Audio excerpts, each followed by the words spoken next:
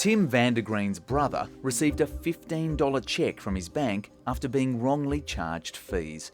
Because he moved to New Zealand and closed his local accounts, the cash is stuck. Yes, it's been immensely frustrating.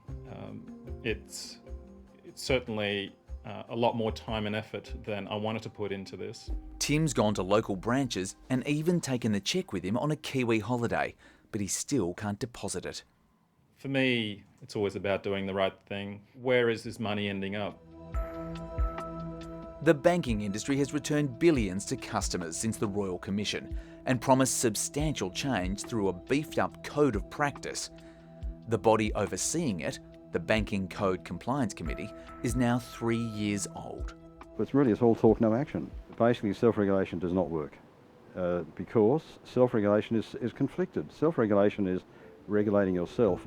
The committee's harshest punishment is to name a bank, but it's only done that twice. So we'll never know which bank didn't curb credit card transactions for a customer who reported problems with gambling, drugs and mental health. Or which bank made a customer liable for repayments on loans taken out by an abusive ex-partner. Consumer advocates want stronger sanctions and bad banks named. So we know which are doing better, which are doing worse. That transparency is essential to make this code meaningful. The committee's chief executive says it's not a regulator, but that it plays a key role in protecting consumers. Obviously, there's a lot of legislation and regulation that the likes of ASIC and APRA oversee. But the BCCC's role is to open a window and shine a light on banks' practice. And we know in large organisations like this, things can go wrong. The committee wants to be able to force banks that have been busted to publish what they've done on their websites and apps. Ultimately, that is a decision for the ABA and probably a question that you'll need to pose to them. But to get more powers, the committee needs the agreement of the industry it's meant to be watching over. It is not an enforcement agency. It was never established or ever meant to duplicate the role of government regulators.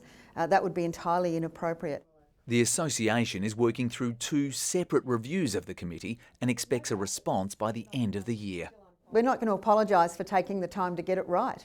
Reports by the Banking Code Compliance Committee investigate broad issues and help push change inside banks. It's making things better for customers, but it's tiny. Last year, the Big Four banks made $14 billion profit. The committee, making sure they do the right thing, has just 13 staff.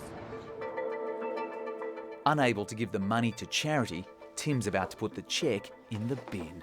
It feels almost as if they've made some deliberate choices to make it more difficult so they don't have to pay out that money. Tim says while bank staff have been friendly, the system hasn't.